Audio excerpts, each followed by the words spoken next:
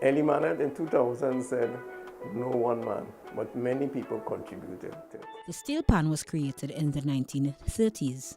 It was established in the context of carnival resistance, its history tracing back to African slaves who were brought to the Caribbean in the 1700s. Pan. And we have had different opinions of where it started, who started it, and so on. Tonight, we tell you the story through Keith Simpson's eyes, a veteran panist and now the vice president of Pan Trinbago. It came from the African drums, obviously, to the tambu bamboo. In between, the people obviously will take up for rhythm and play what they call polyrhythmic. They take a pan and you beat in any kind of rhythm.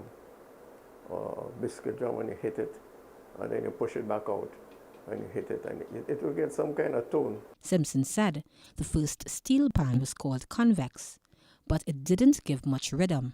The person who sank the pan is Elie Manet and tuned the 55-gallon drum, because we are the chemical drums.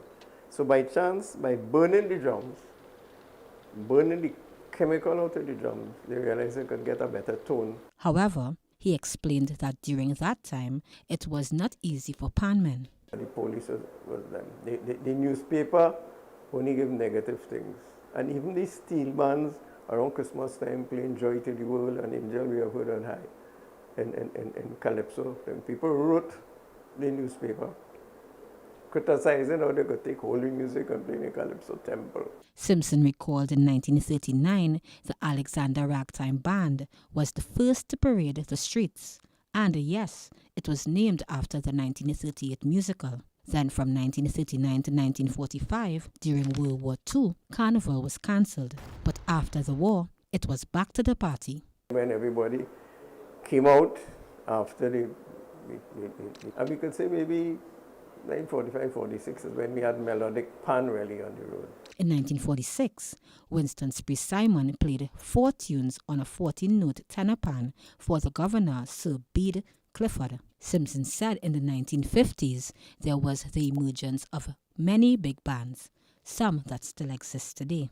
There were All-Stars, and All-Stars are the one that we would say introduced the bomb in 58. They used to practice up in the garage, up on the roof there.